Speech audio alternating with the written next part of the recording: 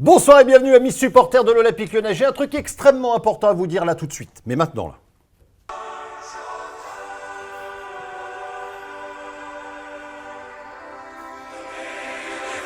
C'est bien, je l'ai pris au bon moment. Voilà.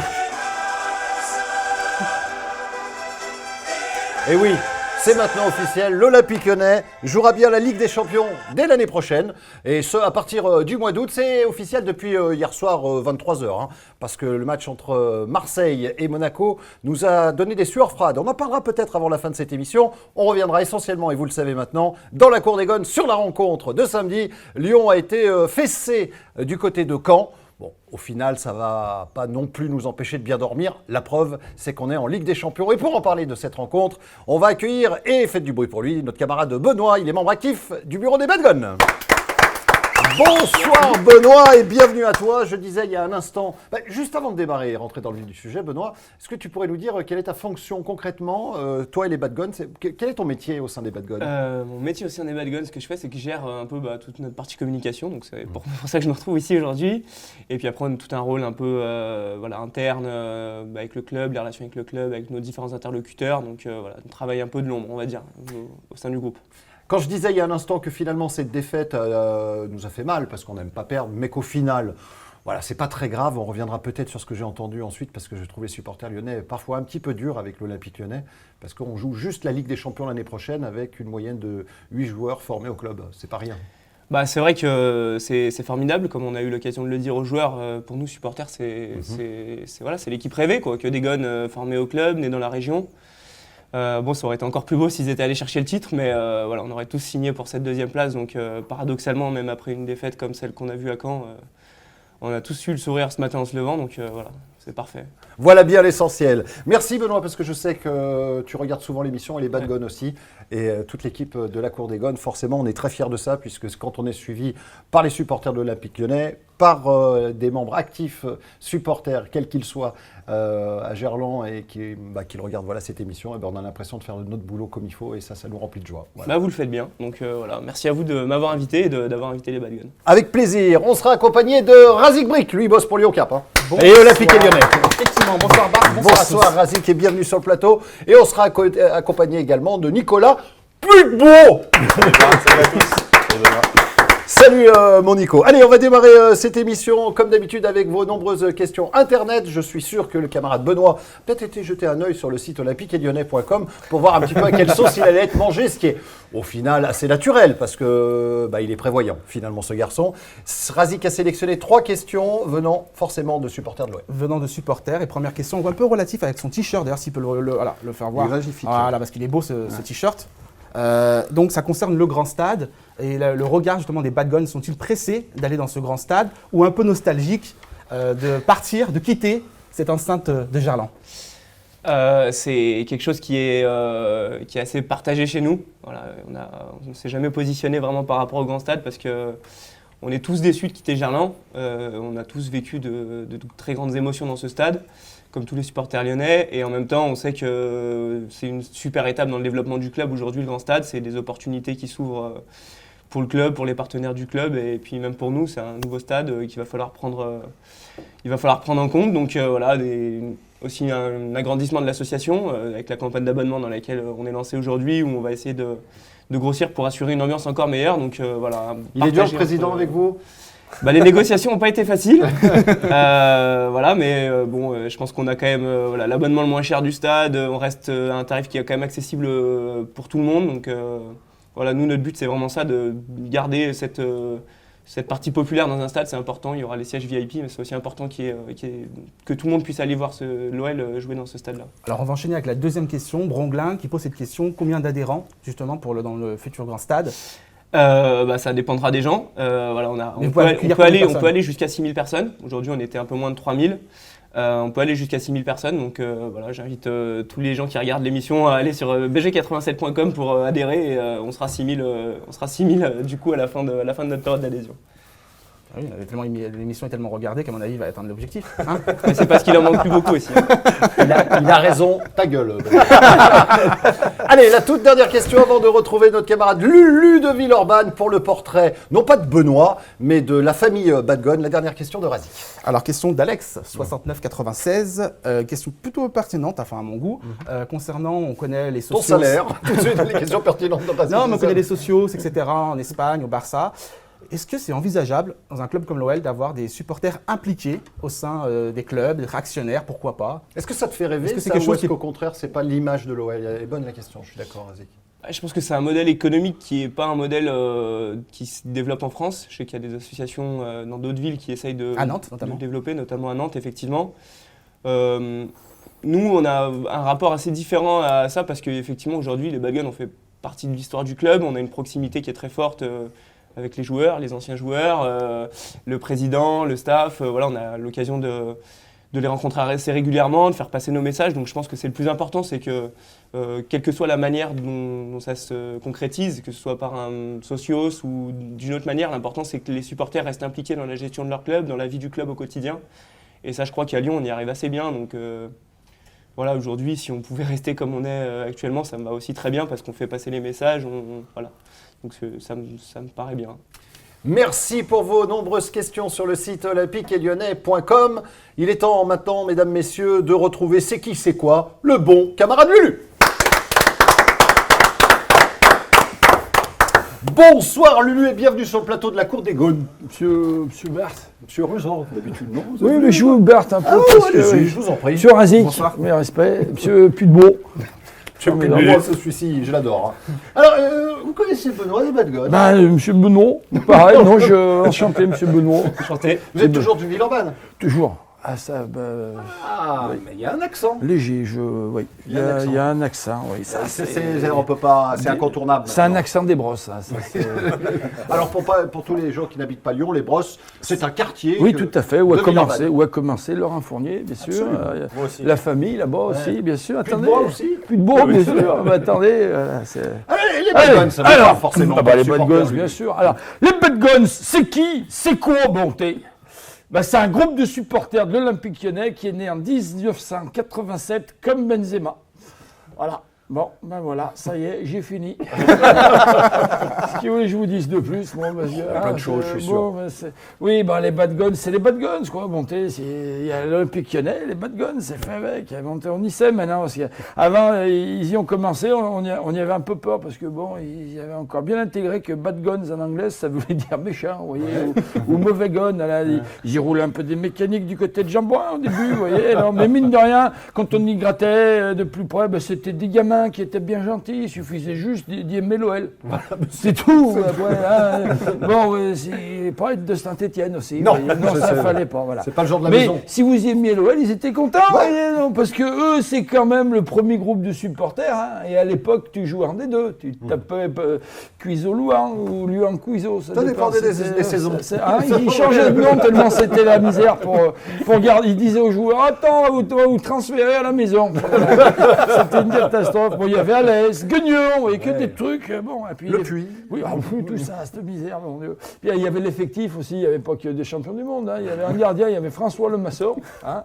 Voilà, déjà, c'est un prémisse d'Anthony Lopez, le maçon. Allez, c'est pas grave. Voilà. Qui c'est qu'il y avait? Il y avait des mecs comme Mario Carrière. Bien sûr. Bien sûr, vous vous rappelez. Bien sûr, il y avait aussi Pascal Fugier. Éric Guichard, lui, il avait un nom à coucher chez les Verts, hein, quand même. Il y avait Jean-Jacques Nono, bien sûr. Frédéric Zago, il y avait des trucs. Oui, attention, c'est des mecs que tu connais pas. Il était même pas né. Jurassic Park, ça te parle? Oui, voilà. Donc, si tu veux, il y avait des Laurent Fournier, quand même, des Bruno Ngotti, des Rémi Garde, attention. Des Genesio. Genesio, j'y venais. Farid Benstiti. Ah oui. Et que des entraîneurs, des machins, des trucs. Hein. Enfin voilà, c'était tout ça. Et c'est là que tu aimais ton club. Tu venais pas pour la galerie. Surtout qu'après, tu avais tellement la rage de gagner parce que tu gagnais pas souvent que de temps en temps, tu trouvais des matchs entre supporters. C'était plus vraiment du foot. Vraiment, c'est comme ça. Mais il faut bien que jeunesse se fasse. hein, et ça passe. Bon, voilà. Puis après, il y a eu délocalisation de Jean-Bouin, ils sont arrivés sous l'horloge, virage nord. Allez, bon. Parce qu'à l'époque, il y avait une horloge. Voilà. Ils ont un peu migré à un moment aussi, virage sud. Bon, le temps pour l'horloge de disparaître et de laisser la place à la nouvelle tribune pour la Coupe du Monde de 98. Puis, ils sont revenus à la maison. Et là, ils ont inventé un nouveau concept. Une sorte de disque d'or géant à l'échelle d'une tribune. Vous vous rappelez à l'époque du début de Canal+, il y avait les programmes en clair, vous voyez, puis les programmes cryptés. Hein, et les matchs qu'on y voyait, parce qu'on n'avait pas d'argent, vous vous rappelez, bien sûr, on était comme ça, on y voyait tout troublé, puis avec le son qui faisait... Ouais, mais après, on Après, a on- négocié les faux décodeurs. mais il faut pas dire ça, parce que c'est pas proscrit. Hein, voilà. Et puis quand vous allez voir un match dans les tribunes, au milieu des bad guns, c'est pareil, le spectacle il est dans les tribunes, le match il est crypté. Vous voyez, si t'as pas les codes, tu comprends rien. Tu sais qu'il y a un but parce que d'un coup, tes pieds touchent plus le sol, puis t'as vu que c'est étranger. Voilà, puis t'as un sifflement dans les tympans parce que bon, ça vient tout d'exploser, tout le monde est content tellement ils hurlent parce que qu'il y a eu un but ou alors que l'arbitre il nous charcute un peu le résultat, vous voyez, avec un carton immérité, avec un. Mais je vous en prie, monsieur Ibrahimovic, c'est avec plaisir que vous retirez le coup de pied de réparation, hein, jusqu'à ce qu'il soit dedans, monsieur. Je me fais fort de trouver une interprétation réglementaire qui abondera dans ce sens, comme convenu au préalable avec Prince Nasser et monsieur Thierry. Voilà, hein, voilà. Donc. Il l'appelle même Messire, par moment. Pas monsieur, Messire.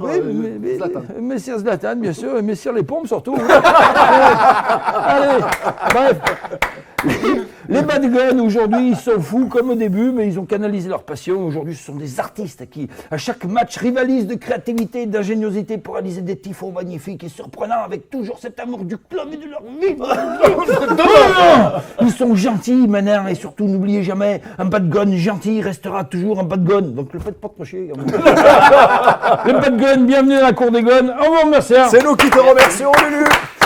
Quelque chose à rajouter, Benoît? Tout a été dit? Non, c'était très bien. Comme d'habitude avec Lulu, allez, on rentre dans le vif du sujet. Vous le savez forcément que l'Olympique Lyonnais, hier soir, ou plutôt samedi, a perdu 3-0 à Caen. Vous savez également qu'on jouera la Ligue des Champions, mais on se pose quand même une question existentielle, et c'est sans doute celle qu'on a le plus posée durant la cour des gones, puisqu'on ouvre systématiquement avec cette dernière. Il s'agit du 11 de départ, et là je m'adresse, mesdames, messieurs, à l'ancien joueur, M. Putebois. Est-ce que lorsque tu as vu les 11 joueurs rentrer sur le terrain, tu t'es dit, tiens, c'est bizarre?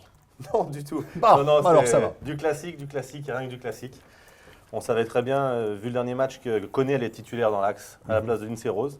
Après, elle a fait du poste pour poste. J'allais suspendu Dabo titulaire. Ouais, c'était la logique. Et puis ensuite, Grenier en 10, donc avec le retour de Ferry. Et puis les deux attaquants, Fekir et la Casette, non, du classique par rapport à ce que fait Fournier d'habitude.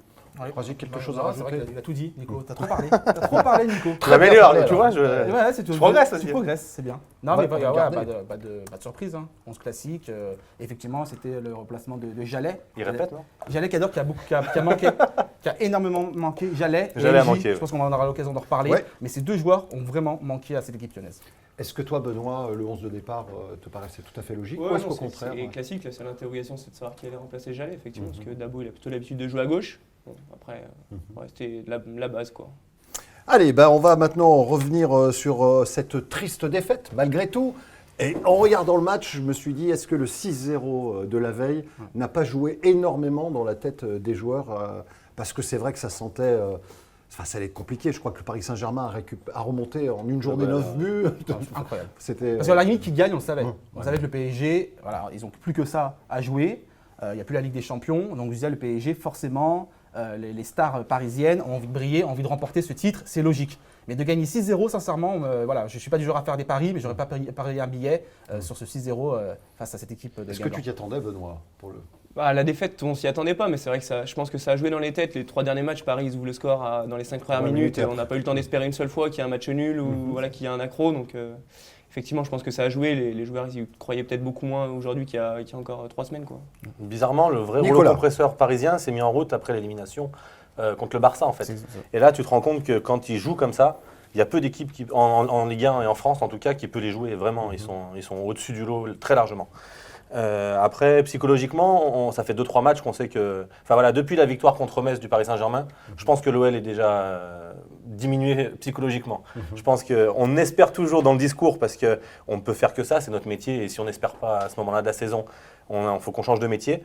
Mais je pense que déjà là, on était diminué et c'est sûr que le 6-0 infligé par les Parisiens à Guingamp, ça n'a rien arrangé.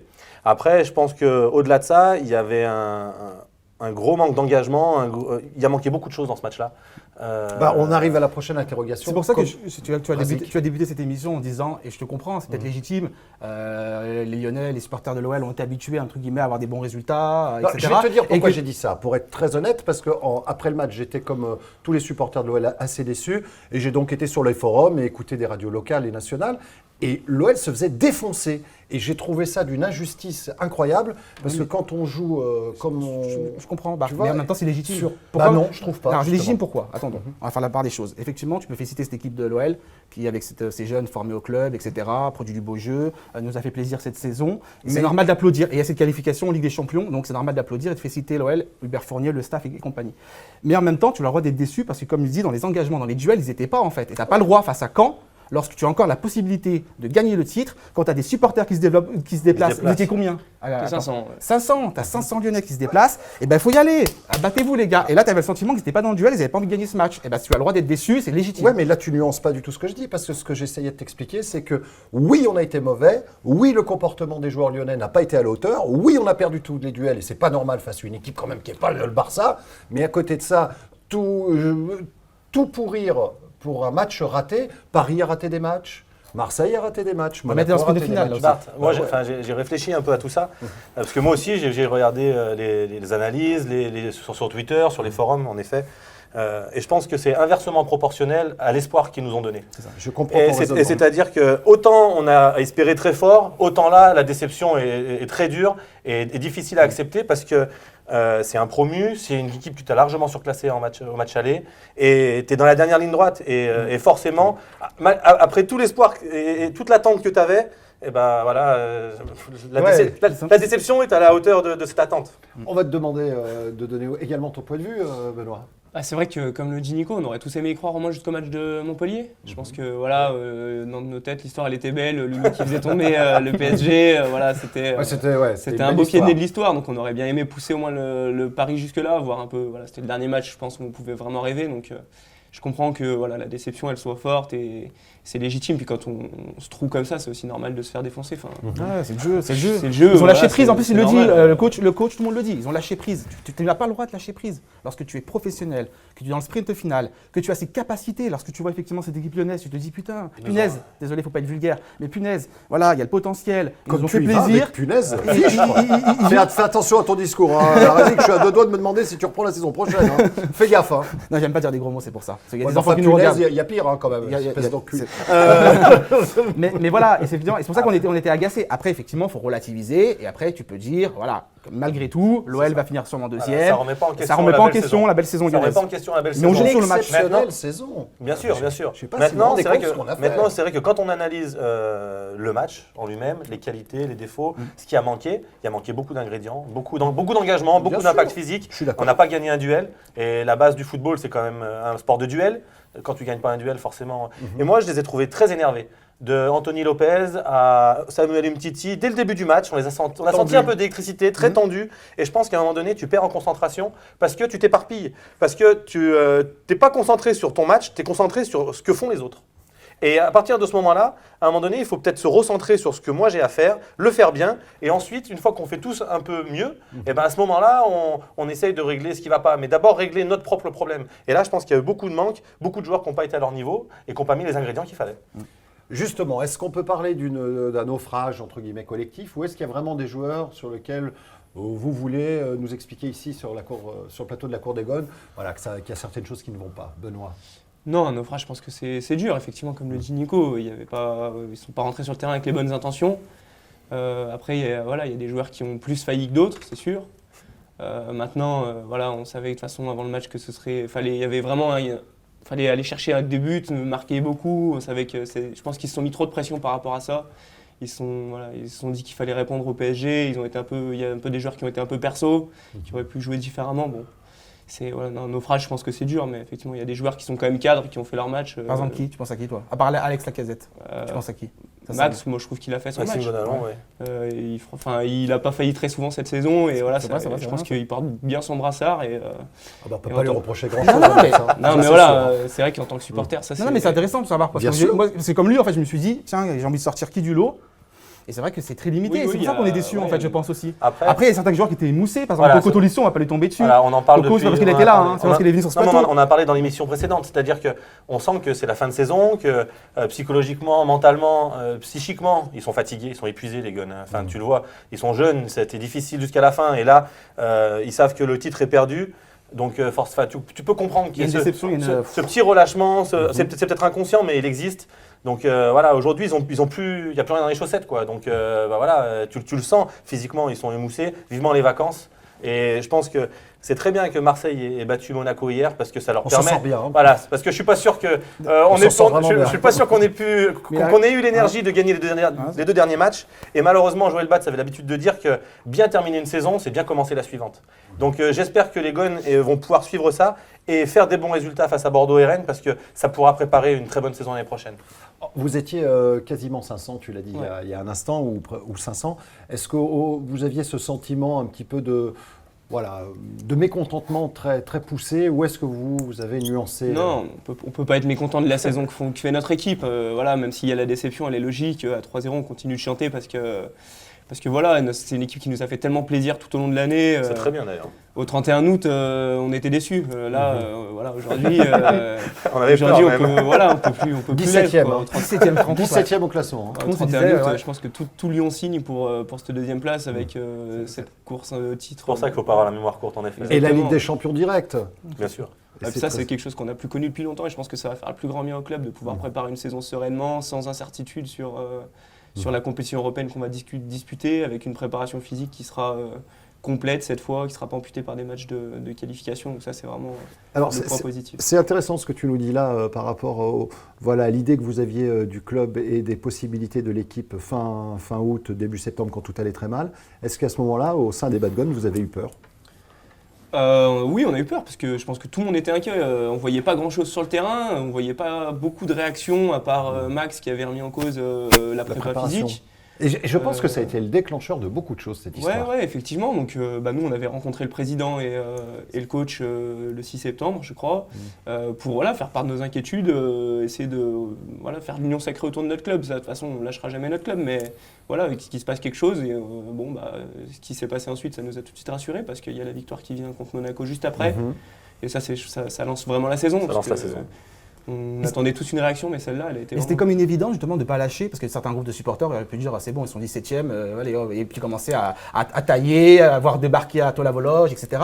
Est-ce que c'était comme une évidence de se Comme dire vous avez pu le on faire va faire l'union avant. sacrée, voilà, comme avant. Moi voilà. j'ai connu ça contre Maribor, C'est pour où ça. ils ont débarqué suite à l'élimination et tout ça. Donc, Donc, non, mais Absolument. ça peut exister. hein. Envahissement de Envahissement Tola-Volage. de De Tola-Volage, Tola-Vologe. voilà. Est-ce que c'était comme une évidence de dire on soutient, on fait bloc et ça va payer?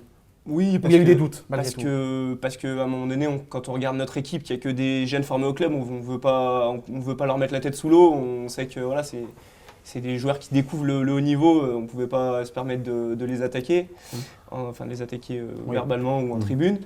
Et puis bon, on a été un peu usé aussi par les années Puel où on aurait pu lâcher très tôt et voilà. Claude Prudhomme l'appelle Lulu. Voilà, oui. Ouais, heureusement, il a perdu. Parce en qu'il avait cassation, l'habitude de je perdre crois. avec l'OL, donc heureusement qu'il perd encore contre nous.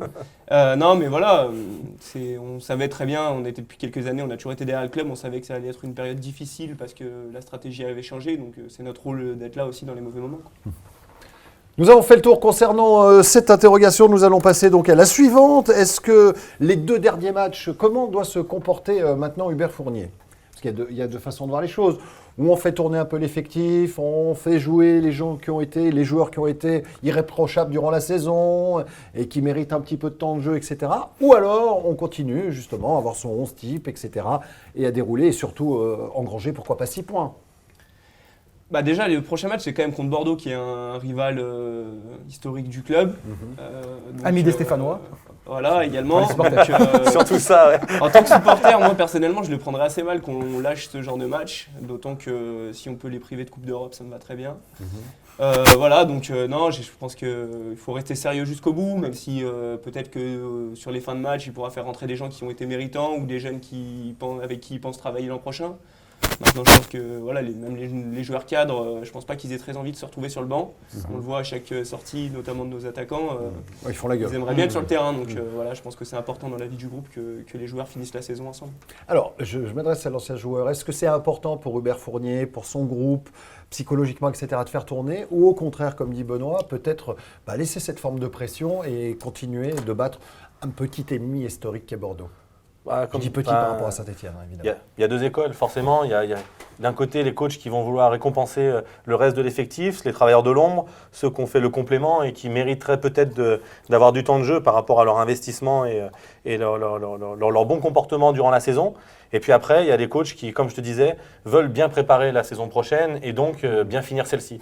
Je ne sais pas dans quel état d'esprit est Hubert Fournier. Par rapport à son management et son coaching, je pense qu'il va débuter avec l'équipe type. Et puis par la suite, en fonction de l'évolution du score et en fonction de l'évolution du match, faire tourner, récompenser certains. Et je pense que ce serait, c'est un peu couper la poire en deux. Voilà, garder l'ossature et récompenser les titulaires et continuer à les maintenir sous une pression pour préparer l'année prochaine. Et puis récompenser ceux qui sont bien comportés. Ouais, moi, je pense qu'il n'y aura pas de changement, c'est surtout par rapport au résultat à Caen en fait. Lorsque tu perds 3-0, il te reste 2 matchs, tu as bien envie de terminer la saison. Et puis tu vois qu'il est capable de sanctionner parce que Henri Bénimo a été sanctionné de sa première mi-temps médiocre. Et donc il est encore dans la compétition, Hubert Fournier. Franchement, il a raison. Sincèrement, moi je suis entraîneur, je ne change pas en fait. Je mets les meilleurs parce que j'ai envie de gagner. Ces derniers matchs de la saison. Compétiteur. Et je suis compétiteur, moi je lâche rien. Tu sais, Nico. Je sais. Mais ouais, tu as envie de gagner. Et surtout quand tu as perdu 3-0, tu as envie de bien finir la saison. Et donc voilà, et donc de faire carton plein pour les 2 derniers matchs. Et effectivement, c'est intéressant cette sortie de Bédimo parce que moi j'étais surpris en fait. C'est-à-dire que voilà, oui, parce que j'étais surpris dans le sens où je pensais pas Hubert Fournier capable de faire ce changement-là à la mi-temps, cette sanction comme tu l'as dit, il n'était pas blessé, c'était vraiment un choix d'entraîneur. Et je trouve ça quelque part intéressant, pertinent dans le sens où tu te dis, Hubert Fournier vraiment a encore pris plus d'importance dans ce vestiaire et dans cette équipe lyonnaise. Il est capable d'imposer ses choix, de se faire respecter et de dire tu n'as pas été bon, et tu sors parce que moi je suis entraîneur et c'est moi qui décide. Je suis entraîneur numéro 1 et je décide et il assume. Il assume ses responsabilités, et c'est là que tu vois que le costume lui va très bien et qu'il a vraiment lui aussi progressé dans la saison en fait. C'est ça. Un peu timoré en début de saison, après il a su essayer de s'imposer ou en tout cas. Il s'est adapté au club. Il s'est adapté au club, malgré qu'il connaisse, il s'est adapté au club quand même, parce qu'il arrive dans un nouveau poste, avant il était joueur, maintenant il devient entraîneur avec les clés du camion.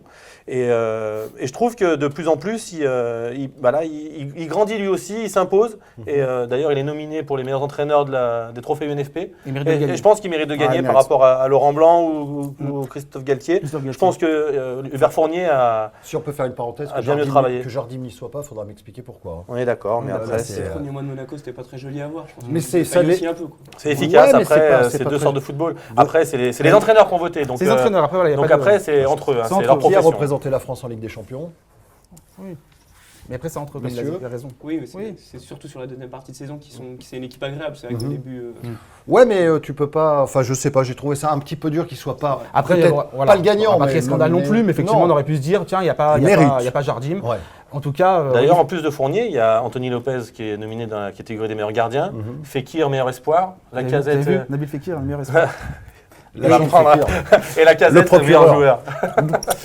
On va maintenant parler évidemment aussi de ce qui va se passer, la Ligue des Champions. Ah, ça c'est bon, ça. C'est bon pour tout le monde d'ailleurs. Franchement, il faut être honnête. C'est bon pour les supporters, c'est bon pour la ville, c'est bon pour nous les médias, les journalistes. D'ailleurs, je vois sur Twitter, ils veulent tous qu'on fasse des émissions spéciales Ligue des Champions. Bart, si vous êtes dispo la saison prochaine. Attends, il doit partir en vacances là. Moi, ce que j'aimerais en fait, c'est faire une émission en direct tous les soirs, aux alentours de 19h et pendant 10 ans. On en fasse à peu près 2000. Voilà, ça serait bien. Mais voilà, c'est bon pour tout le monde. On est tous heureux de ce retour de la Ligue des Champions. Évidemment. Tu le sens dans la ville. Enfin, les gens qui supportent l'OL aujourd'hui sont heureux. Est-ce qu'il va falloir, Benoît, selon toi, recruter entre guillemets du lourd parce que alors c'est vrai, on se gargarise et on a raison. L'OL a aligné en moyenne 8 joueurs du centre de formation, ce qui est juste invraisemblable puisque il n'y a pas beaucoup d'exemples, je crois qu'il n'y en a même pas. Mais est-ce que pour franchir un palier, il faut des tauliers autres que les joueurs qu'on a au sein du club? Ouais, je pense que là, on bénéficie aussi du fait que la saison elle a été relativement courte en match. On a dû jouer un peu plus d'une quarantaine de matchs. Contre 60 l'année passée, à peu près. Exactement, donc un match de moins sur une saison. Déjà, en termes de profondeur d'effectifs, c'est sûr et certain qu'on aura besoin de recrues. Et puis on a besoin de joueurs d'expérience, on a besoin de joueurs cadres parce que la saison prochaine on va passer par des moments qui seront assez différents, que ces joueurs-là ne connaissent pas, à part Lacazette qui était je crois de l'élimination à Nicosie et Gonalon, il n'y en a pas beaucoup dans l'effectif qui ont connu la Ligue des Champions. NJ était aussi, non? Je dis une bêtise? Je n'ai pas souvenir. Ouais, pas souvenir non plus. D'accord. Mais magnifique, voilà, je pense je qu'ils peux ont pas vous besoin de aider. gens, ils ont besoin de gens qui connaissent ces C'est tendre, compétitions-là. c'est jeune, Ouais, voilà, c'est- il a raison. Voilà, Et il faut recruter où alors? Parce que c'est Ça, marrant. c'est une hein, très tout bonne ça. question. Alors, pour être tout à fait transparent avec vous, on bosse sur ces dossiers. Hein. Forcément, le mercato nous agit dans les rédactions. Et un collègue, je lui dis, ben, ce serait bien de regarder un peu en Ligue 1, etc. Il me dit, tu rigoles ou quoi? En Ligue 1, il n'y a personne de. Et il faut voir plutôt à l'étranger, en fait. Quand tu te rends compte, c'est plutôt à l'étranger que l'OL va devoir enrôler. Alors à quel poste? Allez, Benoît, on fait un tour de Allez. table. Bah, Faut acheter combien de joueurs selon toi? minimum 2 je pense, un Et à quel défenseur poste central et un deuxième attaquant. D'accord. Parce que tu dis ça parce que tu penses que certains, comme Benzia, Momo Yatara, c'est trop juste ou vont partir? Ou c'est parce que tu. Je pense que Benzia par exemple va partir. Ouais. Après, C'est plus pour ça, d'accord. Ouais, Momo Yatara, je pense pas qu'il sera titulaire. Il a les capacités d'être titulaire l'an prochain. Ah ouais. Parce qu'on s'est posé la question, on disait la même chose que toi. On disait Donc tu qu'effectivement, empiles l'attaquant- encore un autre attaquant alors? Parce que Bah, c'est- je pense qu'il y a peut-être aussi des départs qui vont se profiler au milieu. Donc peut-être que Fekir jouera plus au milieu l'an prochain que devant. Ouais, je pense que Lacazette aura besoin de quelqu'un à côté de lui. Nico, Moi, je pense qu'au milieu de terrain. combien de joueurs d'abord? 3, Ouais, peut-être 4. peut-être 4. d'accord. Et Je pense sous, qu'au là. mieux, il y a pas de- bah, il y a 20 ou 30 millions pour la Ligue des Champions. Après, peut-être une vente, j'en sais rien. Puis il y a une augmentation de capital, apparemment. Oui, de 40 millions. Exact. Oh, vous suivez bien l'actualité lyonnaise. Je vais devenir journaliste bientôt. Surtout Fais pas. gaffe, vas-y. Surtout pas. J'ai peur. Alors donc, 3 ou 4 Pardon. joueurs, à Au quel milieu, de poste? au milieu de terrain, je pense que c'est étoffé. Je pense que Grenier est meilleur en relayeur qu'en numéro 10. Donc, Ah, je ça, pense c'est qu'il c'est faut- important de le dire. Parce que Bart, on n'est Ouais. pas d'accord avec Bart. Non, mais attention, après- ça veut pas dire que tu connais après- pas. Ça, c'est Non, vérifié. mais- Ça, c'est vérifié sur le match Attention, de hein. Caen. Non, non, mais mais j'ai mais- bien compris, mais mais voilà, parce que c'est je vérifié. trouve que quand les deux sont Fekir à 100% et Grenier aussi, je trouve que ça va très vite. Fekir en 10 et Clément en numéro 8 D'accord, relayeur. mais ça, Voilà. tu Et c'est pour ça que je pense qu'il faut un préfères où, attaquant, en fait. Je suis assez d'accord avec Nico. Ouais. Je préfère Fekir. C'est pour ça que je pense qu'il faut un attaquant, parce qu'avec Lacazette et NJ, je pense qu'il va falloir un attaquant de plus pour pouvoir laisser Nabil Fekir en numéro 10, avec Clément Grenier en numéro 8. Après, il faut un défenseur central, c'est indéniable. Bah, Ça, ça, depuis, c'est sûr. on en parle depuis le début de la saison, vraiment un et trouvé, hein. c'est toujours pas réglé.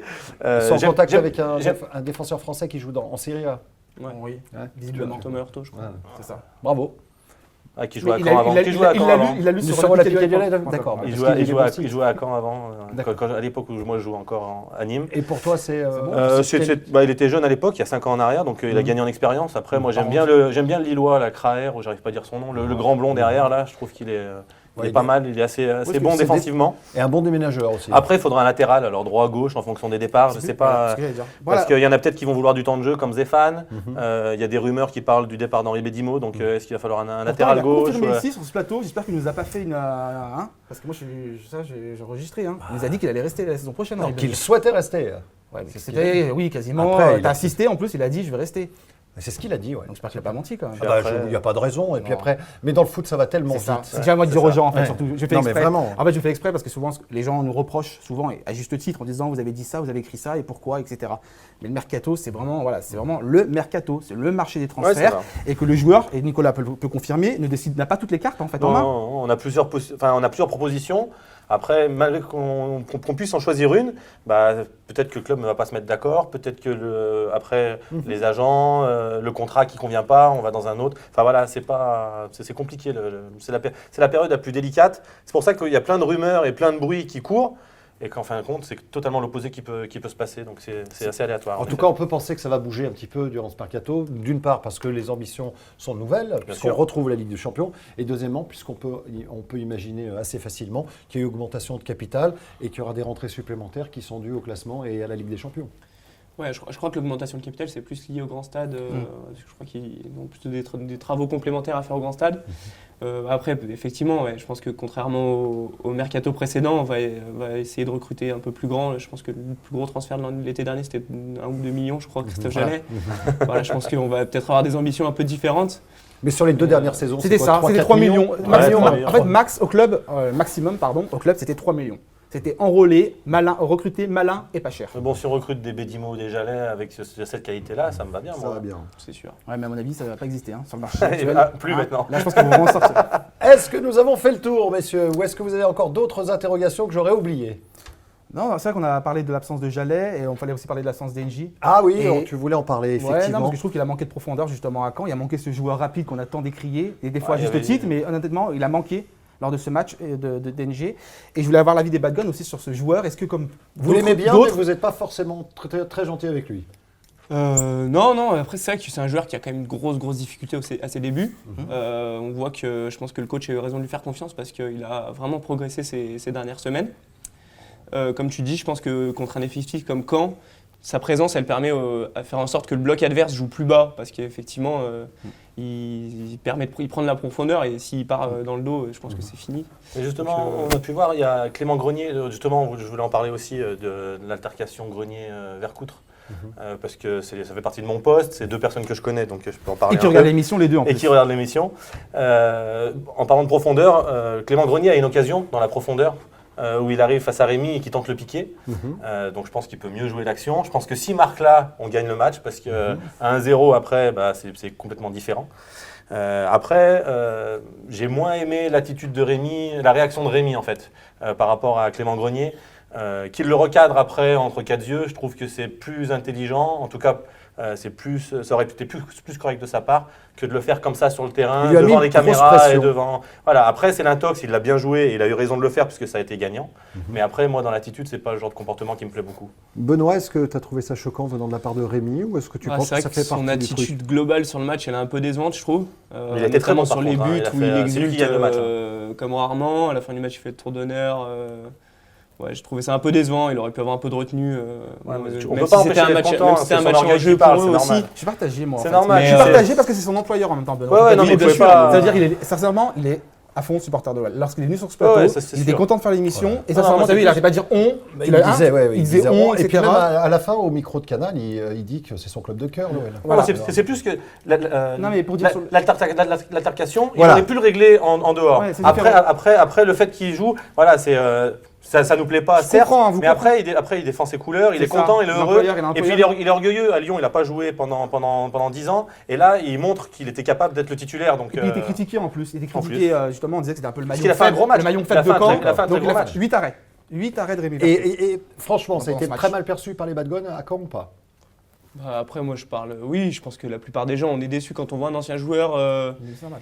Il peut exprimer sa joie, mais l'exprimer de cette manière-là, glisser sur Un les peu joues à excessif. chaque but, j'ai trouvé ça un peu Un peu excessif. excessif, Et voilà. C'est un peu Rémi, il est un dommage. peu comme Oui, ça. oui, il est comme ça. Il est un C'est peu un peu comme ça. dommage. C'est exactement C'est ça. dommage. Moi, je regardais le match, donc je suis resté ici à Lyon, je regardais le match avec un ami, moi aussi. et effectivement, on a eu la même réflexion, on s'est dit, il en fait trop Rémi. On sait que c'est son caractère et tout, mais je peux comprendre que les supporters se disent, c'est bon, il abuse quoi. C'est-à-dire que t'es content et tout, mais là, c'est vraiment un peu, il a fait le tour d'honneur. Mais après- il a été très bon, Mais donc, après, il a été bon, donc chapeau à lui.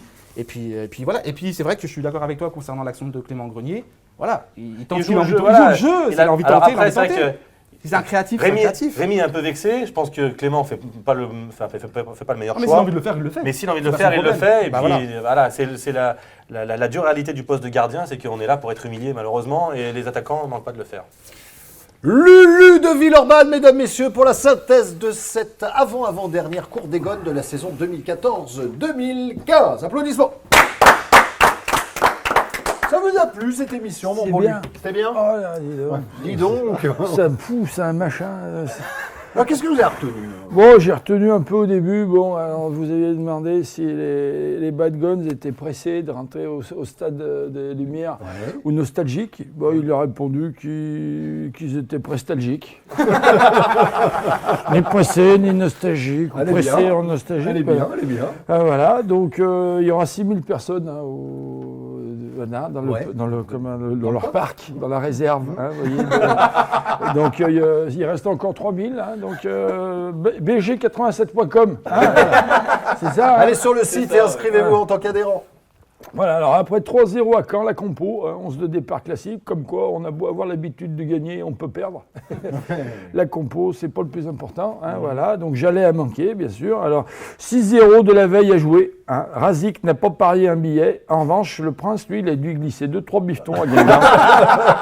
Vous voyez, il y a le Gretzo, Kyrie, la Fédé, hop, c'est la mienne, à toi, à moi, voilà, machin, allez. Légitime de défoncer l'OL, hein, sauf Fekir quand même. Hein, Parce qu'il ne faut pas non plus, ça c'est bien sûr. Alors, alors, dans les duels, ils étaient pas dans les duels. Donc dans le Money Ça, c'est Time, vrai. dans le Money Time, on va dire de la Ligue 1, parce que moi aussi je peux employer des trucs. Ils ont craqué contrairement au PSG. Voilà. Bon, c'est que ça. Qu'est-ce que vous voulez? C'est des jeunes. Hein.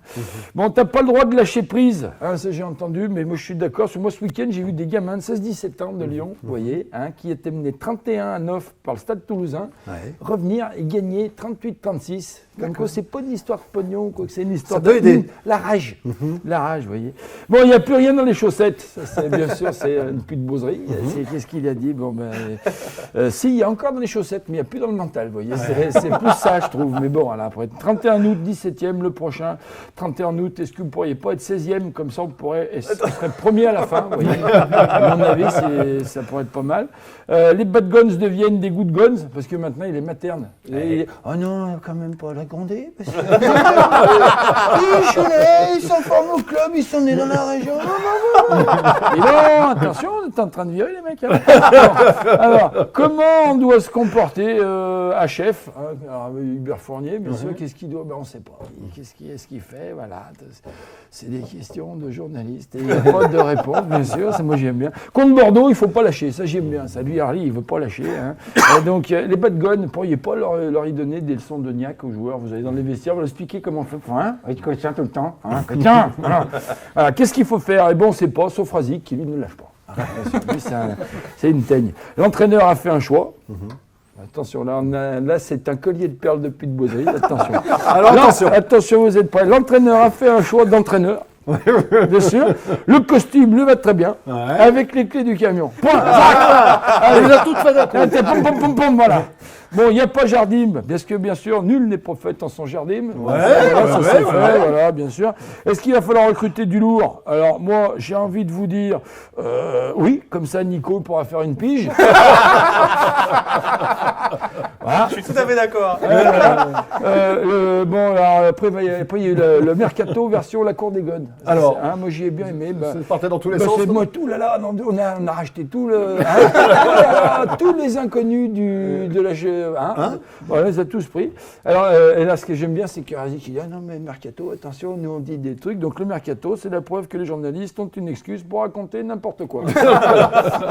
Bon, recruter malin et pas cher. Bon, ça change d'une époque où, sous Claude Prudhomme, on recrutait con et plein but. Vous voyez. Et voilà. Puis après, j'ai bien aimé le côté un peu, bien entendu, corporate de M. Razik, qui a dit attention, non, mais Rémi Vercoute, attention, il faut que je suis partagé parce que c'est son employeur. Oh, mais relevez-vous, pardon, excusez-moi, je serre un peu. Il est un peu comme ça, Razik. Il peut avoir un petit côté faillot, ce que vous mais dites. c'est un mec qui va être un peu méchant avec les gentils et puis avec les hauts. C'est un peu notre Razik de Funès, vous voyez. Voilà. Sinon, j'ai fini. Eh ben, applaudissements, mon Lu, restez avec moi, ne bougez pas. On va remercier évidemment Benoît. Benoît, est-ce que tu vas nous rappeler comment on fait si on souhaite devenir adhérent des Bad Guns pour la saison prochaine et donc découvrir le nouveau stade à partir de l'année 2016? C'est très simple, il suffit d'aller sur notre site, donc www.bg87.com, voilà, sur lequel vous vous inscrivez, vous payez votre carte d'adhérent et après il faudra vous rapprocher de l'Olympique Lyonnais pour prendre l'abonnement directement. Qui fait les 6 derniers mois de Gerland, les 6 premiers mois du Grand Stade. Donc, et c'est l'objectif d'arriver à 5-6 000 rapidement? C'est la place qui nous est allouée, donc effectivement le but c'est de le remplir pour qu'on ait une ambiance au moins aussi bien dans le Grand Stade qu'à Gerland. Alors je ne sais pas si les gens s'en sont rendus compte, mais on travaille à côté d'un couloir et la lumière n'a pas cessé de s'allumer, s'éteindre, s'allumer, s'éteindre. Il y a un moment, je me suis même cru, je ne sais pas... au VIP room, tellement on s'envoyait. Ça fait un peu aussi, c'est Mirador. Oui, ça fait. La lumière qui passe, zac. On s'est fait attraper, merde. Donc voilà, ne vous inquiétez pas, c'est de la télévision, ça se casse la gueule, c'est normal. Enfin, c'est du net. Donc merci beaucoup Benoît, merci beaucoup Nico, merci à toi Razik, merci évidemment camarade Lulu. Rendez-vous la semaine prochaine avec du... Ah oui. Avec du... Ah oui. Oh que oui.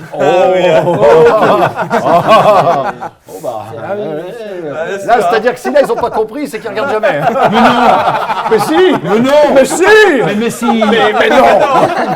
Mais non. Mais non. Mais c'est lyonnais. Mais oui.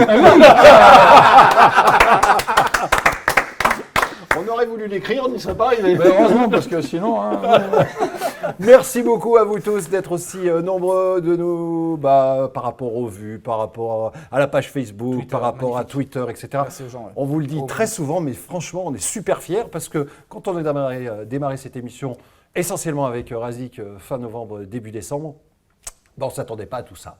Et ça nous remplit d'orgueil, je vous raconte pas. Puis ça fait chier tout le monde, on est mort de rire. Voilà, on se donne rendez-vous très vite. Et surtout, mesdames, messieurs, n'oubliez jamais...